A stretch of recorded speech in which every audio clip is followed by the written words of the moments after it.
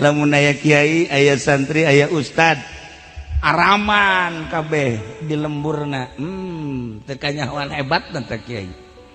Tapi lamun cel loba nu mabok, cel loba nu zina, cel loba nu judi, robah henteu tah hate kiai, robah henteu hate pemimpin.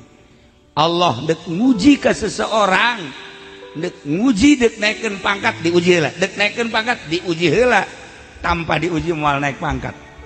Eueuh hiji kiai naik pangkat jadi solihin, disolihin jadi wali tanpa ujian moal aya. Tinggal kumaha ketenangan jiwana ka istiqomahanana. Ieu urang mah kuari ku partai bae ku partai ngagilek bae. Pilpres we pilpres geus gilek bae ngagilek deui urang. Lain bagian kiai pilpres mah teh mah. Pilpres mah bagian polisi, bagian TNI sakalian ka neraka jahanam. Oh masalah geus. Kiai aduh, emang neraka atuh nu teu bener, atuh nu bener mah henteu ngan moal aya ja. Geus teh masa bodoh sia memang sia masa bangsa ka ditulos. Nah, ieu babak Sunda sing lempeng.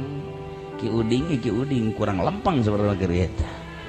Beteungna loba duit pamarentahan nya eta.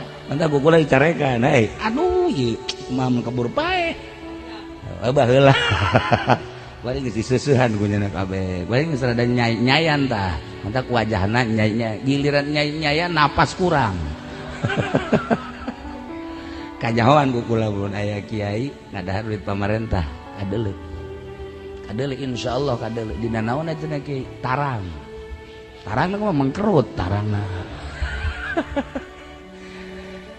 Urang kudu boga pemerintah tapi urang ulah milu-milu jeung pemerintah. Hese ta urang.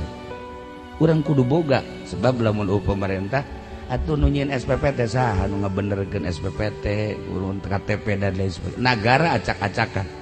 Tapi urang ulah milu jeung pemerintah. Ngadukung ngadoakeun ulah milu. Sakitu urusanana. Mantap ulah ba. Beuh, lamun ditampung bae tampung tah ieu momononna ieu. Ieu momononna ieu.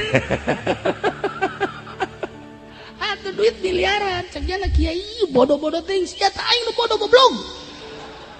Tarima bae si jaloba cenah anu narima. Nah, ieu kakarak pernah dibere ku kula seetik ieu dua jelema ieu.